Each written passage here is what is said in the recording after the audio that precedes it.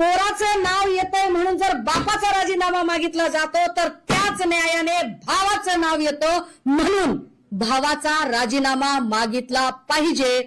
अपेक्षा आहे की या राज्यातले किती आमदार किती खासदार या राजीनाम्याची मागणी करतात, ज्यांना महाराष्ट्राच्या भविष्याची चाड असेल।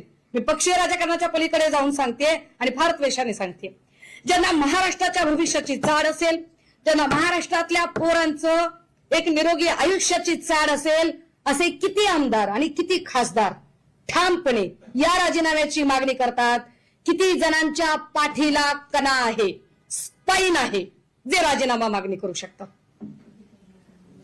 मी विरोधी पक्ष म्हणून, या पक्षाची उपनेता म्हणून, या पक्षाची प्रवक्ता म्हणून, या पक्षाची जबाबदार पदाधिकारी म्हणून आणि त्याही पेक्षा या महाराष्ट्रातली सजग नागरिक म्हणून, होय, मी श्रीयुत एकनाथ शिंदेजी यांच्या राजीनाम्याची मागणी करते। ब्ल्यू कलर दिसतोय, हे कोयनेचं बॅक वॉटर आहे। मी स्वतः हे इतके तपशील सांगते कारण मी सावरीत जाऊन आले आणि एक एक गोष्ट बघितली आहे। हे बॅक वॉटर आहे कोयनेचं। इथे साधारणतः एक बांधकाम दिसत आहे, हे रिसॉर्ट आहे, हे रिसॉर्टचं बांधकाम आहे।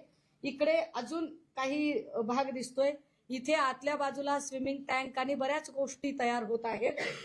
आता याच्या सोबतच जे मी आपल्याला दुसरा दाखवला हिस्सा, तो साधारणतः म्हणजे हा मोठा गोल जो आहे, हा मोठा गोल म्हणजे रिसॉर्ट आहे आणि हा छोटा गोल म्हणजे तो पत्र्यांचा शेड आहे, ज्या शेड मध्ये ही कारवाई झाली। हे आहे ते हे रिसॉर्ट आहे। या रिसॉर्ट मध्ये साधारणतः आता 7-8 रूम बांधून तयार आहेत आणि जो आतला भाग मगाशी दाखवला त्याच्यामध्ये खाली अजून वेगवेगळ्या अमेनिटीज तयार होत आहेत। हे इकडे काम, त्याची गिट्टी आणि फरशा आहेत। हा पत्र्यांचा शेड आहे, ठीक आहे। इकडे एक डस्टर गाडी थांबलेली आहे जी कारवाईसाठी गेलेली होती। आता कारवाईसाठी गाडी गेली होती आणि ही साधी गाडी आहे। आता याच्या नंतर या सगळ्यांमध्ये ही जी कारवाई झाली, या कारवाईमध्ये 45 किलोचं ड्रग सापडलं। या 45 किलो मध्ये मी आपल्याला त्याची किंमत थोडी हायलाइट केली पाहिजे। मी काही लोकांना विचारत होते आणि मी काल अख्खा दिवस त्याची माहिती घेत होते। साधारणतः 52 ग्रॅम जर ड्रग्ज घ्यायचा असेल तर 52 ग्रॅम ड्रग्जला 10 लाख रुपये लागतात। 52 ग्रॅम ड्रग्जला जर 10 लाख रुपये लागतात तर 45 किलो ड्रग्जला किती? तर ते साधारणतः 115 कोटी रुपये होतात। 115 कोटी रुपयाचं ड्रग्ज या ठिकाणी सापडलं। पण मोहळांचा राजीनामा मागता पार्थ पवारचा राजीनामा मागितला होता। आता पार्थ पवार आणि मोहोळ या दोघांचा तर राजीनामा घेतलाच पाहिजे।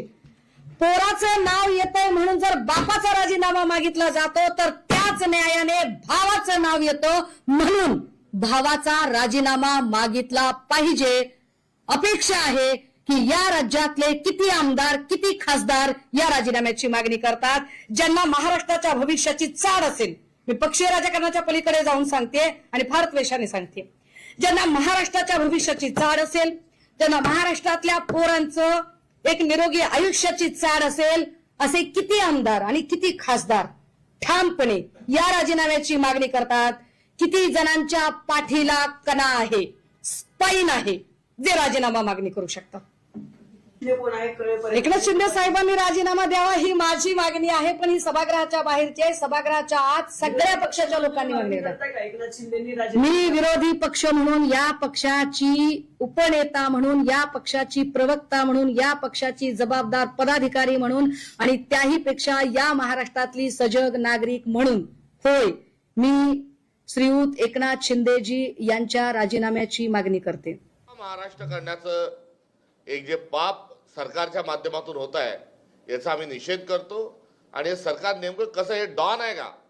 म्हणजे आम्ही मुख्यमंत्री देवेंद्र फडणवीसांना माननीय नामदार देवेंद्र फडणवीस म्हणायचं का आम्ही त्यांना डॉन देवेंद्र फडणवीस म्हणायचा, हा एक मूलभूत प्रश्न निर्माण झाला आहे। आणि हा त्यांच्यापुरताच नाही, तर आता हा जो प्रश्न आहे हा मैं हूं डॉन या आविर्भावामध्ये एकनाथ शिंदे साहेबांची या प्रकरणातली एंट्री जी आहे ही फार मोठ्या प्रमाणावर लक्षवेधी आहे। आणि आपण सर्व भाऊ आणि मिळून सर्व खाऊ, हा महाराष्ट्र ते लुटत आहेत. आणि तुर्तासचं जे प्रकरण आहे ते अंमली पदार्थाचं रॅकेट हे सरकार कसं चालवतं याचं ते उदाहरण आहे. अंतिम आठवडा प्रस्तावावर मुख्यमंत्री देवेंद्र फडणवीसजी काय म्हणाले की हे ड्रग जे आहेत, हे MD जे ड्रग आहे हे बनवणं अत्यंत सोपं आहे, फारच साधं आहे, कोणी बनवू शकतं. अहो, आपण सांगत असताना मुख्यमंत्री महोदय आपल्याला जनाची नाही तर मनाची तरी काही वाटायला हवी होती की एक ड्रग बनवणं सोपं आहे सांगताय, याचा अर्थ कायदा सुव्यवस्था आपली अस्तित्वात नाही, मटक्याचं दुकान चालवत तितक्या सहजतेने हे होतं असं आपल्याला म्हणायचं आहे का? की आपल्याला संघाची शाखा एवढ्या सहजतेने रिंगण करून झेंडा काढला की लगेच भरता येते तेवढी सोपं आहे असं आपल्याला म्हणायचं आहे का? म्हणजे आपण जबाबदारी एका वैधानिक पदावर आहे आणि आपण उदात्तीकरण करतात. आपला भय कायद्याचं राहिलेलं नाही आणि कायद्याचं भय राहिलेलं नसताना आपण आरोपींना मोकाट सोडून दिलेलं आहे. कुठेही शासन म्हणून आता धाक आपण ठेवलेला नाही जाणून बुजून, आणि त्यामुळे हे सोपं झालेलं आहे. आणि हे अत्यंत साधं आहे. आपण फार सहजरित्या जे बोलून गेलात हे सहजरित्या बोललेलं वक्तव्य नाही, तर हे आपण या महाराष्ट्रामध्ये गुंडांची टोळी एकत्रित स्वरूपात कशी चालवतात आणि आपणच महाराष्ट्रातले खरे आका कसे आहात हे आपल्या वक्तव्यातून आपण सिद्ध केलेलं आहे. मित्रांनो नमस्कार. मित्रांनो, उडता पंजाब हा शब्द तुम्ही ऐकला असेल, परंतु आता महाराष्ट्र प्रदेश काँग्रेसचे जे प्रदेशाध्यक्ष आहेत हर्षवर्धन सपकाळ यांनी एक प्रेस कॉन्फरन्स घेतली आणि त्या प्रेस कॉन्फरन्समधून त्यांनी हा शब्द वापरला, उडता महाराष्ट्र. आणि त्यांनी सांगितलं की उडता महाराष्ट्र करायचा एक योजना किंवा एक प्लॅन महाराष्ट्रामध्ये सुद्धा सुरू आहे का काय, अशी शंका त्यांनी व्यक्त केली. आणि त्यामध्ये त्यांनी आपल्या राज्याचे जे मुख्यमंत्री आहेत त्यांना निशाणा साधण्याचा प्रयत्न केला.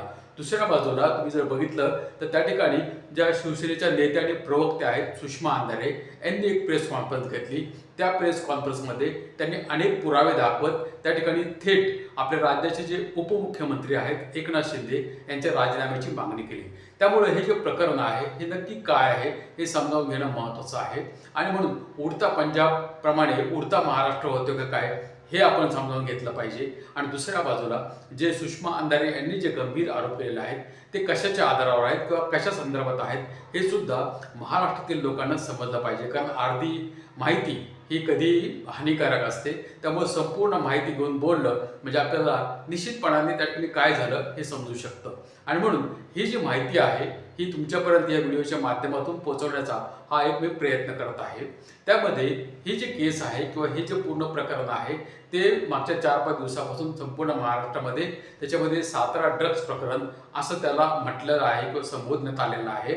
आणि त्यामधून हे जे 17 ड्रग्ज प्रकरण आहे हे नक्की काय आहे आणि त्याच्यामध्ये कोण कोण संबंधित आहे आणि कशा प्रकारे त्या ठिकाणी मुंबई पोलिसांची कारवाई झाली, त्याच्यानंतर सातारा पोलिसांचं त्याच्यामध्ये म्हणणं काय आहे, किंवा याच्यामध्ये ज्या सुषमा अंधारे आहेत किंवा काँग्रेसचे प्रदेशाध्यक्ष आहेत यांनी प्रेस कॉन्फरन्स का घेतली, त्याच्यानंतर आता त्या केसमध्ये काय झालेलं आहे किंवा त्याच्यामध्ये कोणाला अटक झाली किंवा त्याच्यामध्ये हा जो ड्रग्सचा जो कारखाना त्या ठिकाणी सापडलेला आहे तो कोणाचा आहे किंवा त्याच्यामध्ये नक्की काय गोष्ट जपलेली आहे. आणि राज्याचे उपमुख्यमंत्री जे एकनाथ शिंदे आहेत त्यांच्या भावाशी त्याचा काय संबंध आहे आणि एक सुषमा अंधारे यांनी त्यांच्या राजीनाम्याची मागणी का केलेली आहे, जे अनेक प्रश्न आहेत. त्या अनेक प्रश्नांची उत्तरं आपण सोप्या भाषेमध्ये आणि सरळपणे समजावून घेण्याचा प्रयत्न करूया. आणि म्हणून ही जी केस आहे हे जे 17 ड्रग्ज प्रकरण आहे याची सुरुवात 8 डिसेंबरला होते. आणि 8 डिसेंबरला मुंबईमध्ये मुलुंडमध्ये त्या ठिकाणी रात्रीच्या वेळेला एक जो पोलीस शिपाई आहे तो गस्तीवर असताना त्याला 2 जे इसम आहेत किंवा जे व्यक्ती आहेत त्या ठिकाणी त्यांना संशयित रीतीने फिरताना दिसतात. आणि म्हणून त्या पोलीस शिपाईला ज्यावेळेस त्यावर संशय येतो त्यावेळेस तो पोलीस शिपाई त्या ठिकाणी आपले जे बाकीचे पोलीस स्टेशनमधले जे सहकारी आहेत त्यांना त्या ठिकाणी तो बोलावून घेतो आणि त्या ठिकाणी त्या दोघांना इसमांना ताब्यात घेतलं जातं. त्यांची झाडाझडती घेतली जाते आणि ज्यावेळेस त्यांची झाडाझडती घेतली जाते किंवा त्यांची चौकशी केली जाते त्यामधून त्यांना जवळजवळ एकाकडे 64 ग्रॅम ड्रग्ज आहे, दुसऱ्याकडे पण तेवढ्याच प्रमाणावर ड्रग्ज आहे हे त्यांना त्या ठिकाणी सापडतं. आणि जे MD मेफेड्रॉनचं जे ड्रग आहे हे त्या ठिकाणी त्यांच्याकडून हस्तगत करण्यात आलं आणि त्यांना ताब्यात घेण्यात आलं. आणि ज्यावेळेस त्यांची कसून चौकशी पोलिसांनी केली त्यावेळेस पुण्यातला संदर्भ त्या ठिकाणी आला आणि पुण्यामधल्या एका व्यक्तीचं नाव त्यांनी सांगितलं की हा जो पुण्यामधला हा जो व्यक्ती आहे त्या व्यक्तीने आम्हाला हे जे MD ड्रग आहे हे आम्हाला त्यांनी सप्लाय केलेलं आहे. मग पोलिसांनी त्या 2 लोकांच्या मार्फतच एक सापळा रचला आणि हा जो पुण्यातला जो व्यक्ती आहे त्या पुण्यातल्या व्यक्तीपर्यंत पोलीस पोहोचले आणि त्या पुण्यातल्या व्यक्तीला त्यांनी अटक केली आणि त्याच्याकडून ज्यावेळेस चौकशी केली त्यावेळेस हे सातारा कनेक्शन त्या ठिकाणी सावरी गावामध्ये हा कारखाना आहे किंवा हे जे काही ड्रग्सचं जे काही उत्पादन आहे हे त्या ठिकाणी केलं जातं असं त्या ठिकाणी सांगण्यात आलं. आणि म्हणून हा जो व्यक्ती आहे त्याच्यावर आपण येणारच आहोत. त्याचं नाव काय आहे, तो कोणाशी संबंधित आहे ही माहितीसुद्धा आपण समजावून घेणार आहोत. परंतु याच्या पुढे येत असताना आपल्याला काही गोष्टी ह्या समजावून घेणं महत्त्वाचं आहे. कारण ही जी कारवाई आहे हे मुंबई पोलिसांनी केली. मुंबई पोलिसांनी पहिल्यांदा मुंबईमध्ये कारवाई केली, त्यानंतर ते पुण्यामध्ये त्यांनी कारवाई केली आणि पुण्यामधून त्यांना जेव्हा संदर्भ मिळाला त्यावेळेस ते साताऱ्यामध्ये गेले.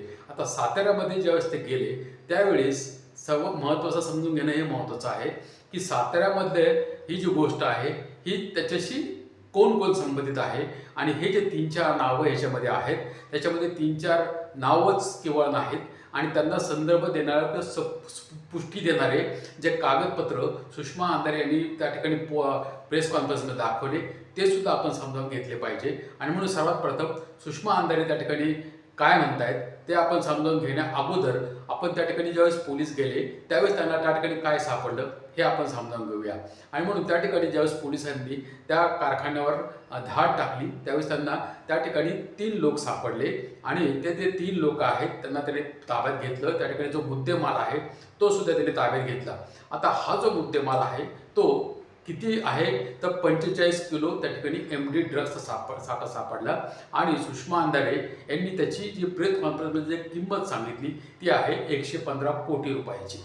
म्हणजे 45 किलो MD ड्रग्स त्याची किंमत 115 रुपये आणि त्या ठिकाणी जो साठा आहे तो पोलिसांनी ताब्यामध्ये घेतला आणि एक मोठी धडक कारवाई त्या ठिकाणी झाली.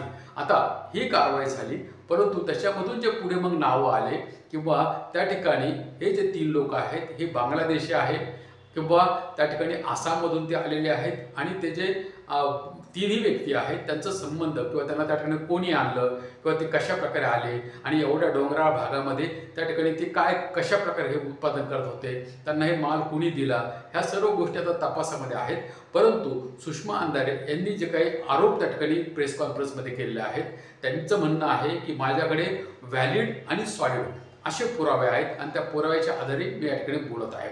त्यांनी त्या ठिकाणी प्रेस कॉन्फरन्समध्ये काही सातबारे दाखवले आणि काही गुगल लोकेशन्स दाखवली आणि त्याचप्रमाणे 3-4 लोकांची त्यांनी नावं सांगितली. आता ही जी नावं आहेत ही नावं आपण समजावून घेतली पाहिजेत कारण त्यांचं म्हणणं आहे की त्या ठिकाणी जे सावरी गाव आहे आणि जे दरे गाव आहे हे एकमेकांना लागून आहेत आणि त्या ठिकाणी हे जे सावरी गावामध्ये एक 2-3 त्यांनी गोष्टी सांगितल्या. एक ठिकाणी त्या ठिकाणी सांगितलं की त्या ठिकाणी एक जो रिसॉर्ट तयार व्हायचं काम चालू आहे आणि त्या रिसॉर्टपासून थोड्या अंतरावर एक पत्र्याचं शेड आहे. त्यांनी ते सांगितलं की हा जो रिसॉर्ट आहे तो कोणाच्या मालकीचा आहे आणि हे जे शेड आहे ते कोणाच्या मालकीचं आहे हे त्यांनी त्या ठिकाणी सांगितलं. आणि त्यानंतर त्यांनी जे काही नावं त्या घेतली किंवा जे खुलासे केले की हा रिसॉर्ट कोणाच्या मालकीचा आणि हे शेड कोणाच्या मालकीचं, रिसॉर्ट कोण चालवतंय आणि शेडमध्ये जे एक व्यक्ती राहते किंवा ह्या 3 लोक त्या ठिकाणी काम करतायत त्यांना जेवण पुरवण्याचं काम कोण करते याविषयी त्यांनी त्या ठिकाणी खुलासा केला. आणि तो जो खुलासा आहे तो उपमुख्यमंत्री आपले जे एकनाथ शिंदे आहे त्यांच्याशी त्यांनी जोडलेला आहे आणि त्यांचं म्हणणं आहे की हा जो रिसॉर्ट आहे हा एकनाथ शिंदे यांचे जे सख्खे भाऊ आहेत त्यांच्या मालकीचा आहे आणि प्रकाश शिंदे यांच्या मालकीचा आहे. आणि दुसरं त्या ठिकाणी माहिती सांगितलेलं आहे की तो जो रिसॉर्ट आहे ते स्वतः जरी त्या ठिकाणी चालवत नसले तरी परंतु रणजित शिंदे हा शिवसेना त्यांची जी शिंदे गटाची आहे त्यांचा जो तालुका प्रमुख आहे तो त्या ठिकाणी आहे आणि दरे गावचा तो सरपंच आहे की जो ते रिसॉर्ट चालवतोय किंवा त्याच्यावरती जबाबदारी आहे असं सांगण्यात आलेलं आहे. आणि त्या रिसॉर्टमधून हे जे 3 लोक त्या ठिकाणी MD ड्रग्ज बनवत होते त्यांना ओंकार डिगे नावाचा एक जो व्यक्ती आहे तर त्या गावामधलाच आहे त्यांना त्या ठिकाणी तो डबे देण्याचं काम करत होता अशी माहिती सुषमा अंधारे यांनी त्या ठिकाणी दिलेली आहे. आता त्यांचं म्हणणं हे आहे की ज्याप्रमाणे पार्थ पवार या प्रकरणामध्ये अजित पवारांचा राजीनामा मागितला गेला त्याचप्रमाणे या ठिकाणी हे जो रिसॉर्ट आहे हे प्रकाश शिंदे यांच्या मालकीचं आहे आणि ते एकनाथ शिंदेचे भाऊ आहेत आणि म्हणून त्यांनी त्यांचा राजीनामा मागितलेला आहे. आणि त्या ठिकाणी त्यांनी काही गोष्टी ह्या एकमेकांना इंटरकनेक्शन करण्याचा प्रयत्न केला आणि त्याच्यामधून त्यांनी काही गोष्टी ह्या महाराष्ट्रापुढे आणलेल्या आहेत. त्याच्यामध्ये 2-3 गोष्टी ह्या महत्त्वाच्या आहेत. एक म्हणजे हे जे दरेगाव आहे आणि सावरी गाव आहे हे अत्यंत म्हणजे डोंगराळ भागातलं आहे आणि कोयना धरणाच्या पात्रामध्ये किंवा त्या कोयना धरणाच्या बाजूचे ही गावं आहेत आणि त्या ठिकाणी हे धरण क्षेत्र आहे. त्याच्यामुळे ह्या धरण क्षेत्रामध्ये कोणतेही बांधकाम करता येत नाही 75 मीटरपर्यंत. परंतु हा जो रिसॉर्ट आहे हा त्या ठिकाणी 5 मीटरच्या अंतरामध्येच तो रिसॉर्ट आहे. त्याला परमिशन कोणी दिली हा प्रश्न त्यांनी उपस्थित केला. त्यानंतर त्यांनी सांगितलं की ह्या रिसॉर्टपासून हे जो शेड आहे हे शेडपर्यंत 1200 मीटरचा एक पक्का रस्ता केलेला आहे. तो कशासाठी केला, कोणी केला, कधी केला, त्याच्यासाठी जे 75 लाख रुपये खर्च करण्यात आलेले आहे ते कोणी सँक्शन केले, कधी सँक्शन केले आणि ते जे तो जो पूर्ण धरण क्षेत्र जे आहे ते सरकारच्या अंडर येतं. मग त्यांना परमिशन कोणी दिली हे रिसॉर्ट बनवण्यासाठी, असे अनेक प्रश्न त्या ठिकाणी त्यांनी निर्माण केलेले आहेत. आणि हे फक्त की ड्रग्सला त्या ठिकाणी हे जे तिघं लोक जे आहेत ते ड्रग्स बनत होते त्यांना जेवण देण्यापुरतंच हा मार्ग मर्यादित नाही. तर या ठिकाणी ह्या अशा अनेक गोष्टी आहेत की ज्याच्यावर त्यांनी सुषमा अंधारे यांनी त्या ठिकाणी प्रयत्न केलेला आहे की या सर्व गोष्टी समाजापुढे आल्या पाहिजेत किंवा महाराष्ट्रापुढे ह्या आल्या पाहिजेत. तर ह्या सर्व गोष्टी या ठिकाणी आहेत.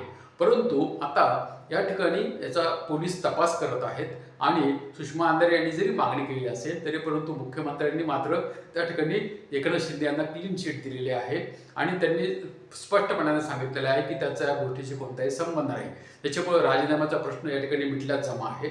ज्याप्रमाणे पार्थ पवारांचं त्यांनी सांगितलं होतं की अजित पवारांचा याच्याशी कुठला संबंध नाही त्याप्रमाणे आणि ते मॅटरमधून त्यांनी राजीनाम्याचा प्रश्न संपला होता. त्याचप्रमाणे या प्रकरणामध्ये सुद्धा झालेला आहे.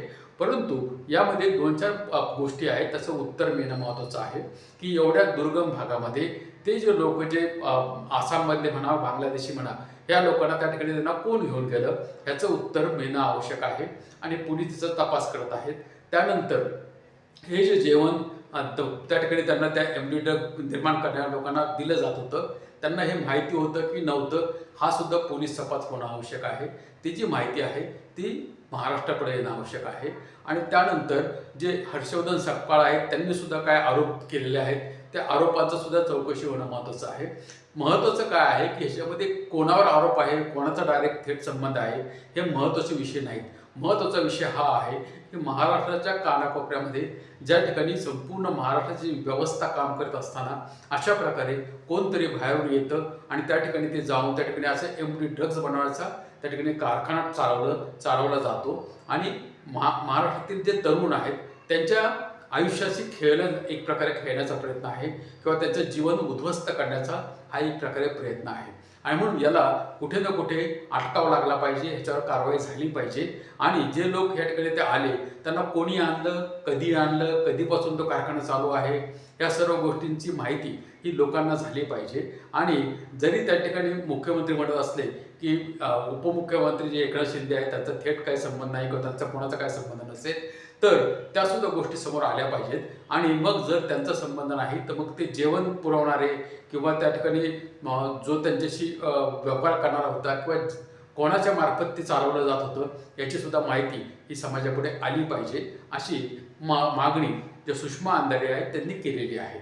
आणि म्हणून एकंदर हे जे संपूर्ण प्रकरण जर तुम्ही समजावून घेतलं तर निश्चितपणाने एक गोष्ट आहे की उडता पंजाबप्रमाणे उडता महाराष्ट्र हा होऊ नये ही प्रत्येक महाराष्ट्रातील जनतेची आणि सुजाण नागरिकांची अपेक्षा आहे की महाराष्ट्रामध्ये सुद्धा योग्य प्रकारचं वातावरण, चांगल्या प्रकारचं कायदा सुरक्षेचं वातावरण असलं पाहिजे. परंतु मागच्या 2-3 महिन्यामध्ये तुम्ही बघितलं असेल, जर तुम्ही निरीक्षण केलं असेल तर तुम्ही किंवा याचा जर गांभीर्याने विचार केला असेल तर जेवढे पण राजकीय व्यक्तींशी संबंधित प्रकरणं आले म्हणजे डॉक्टर संपदा मुंडे असेल किंवा ते आपले जे पंकजा मुंडे आहेत त्यांच्या PNचं प्रकरण असेल किंवा असे जेवढे पण प्रकरण आता हे जे प्रकरण आहे की एकनाथ शिंदेच्या भावाशी संबंधित आहे असे जेवढे पण प्रकरणं आलेले आहेत त्याच्यामध्ये निश्चितपणाने जो तपास आहे त्या तपासामध्ये काही ना काही त्रुटी आहेत असा विरोधकांनी आरोप केलेला आहे. आणि हे राज्यासाठी चांगलं नाही.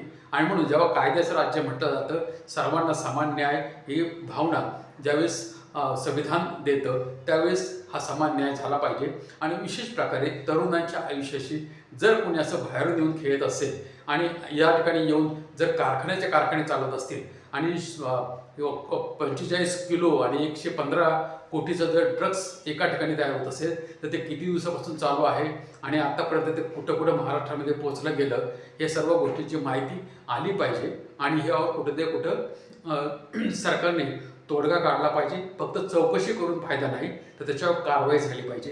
ही अपेक्षा एक महाराष्ट्रातील सुजाण नागरिक म्हणून आपल्या प्रत्येकाची असली पाहिजे. भेटूया आपण. तुम्हाला काय वाटतं ह्या व्हिडिओवर? तुमचं जे कमेंट आहे ते कमेंट करून सांगा. भेटूया आपण दुसऱ्या विषयासह दुसऱ्या व्हिडिओमध्ये. तोपर्यंत धन्यवाद, नमस्कार.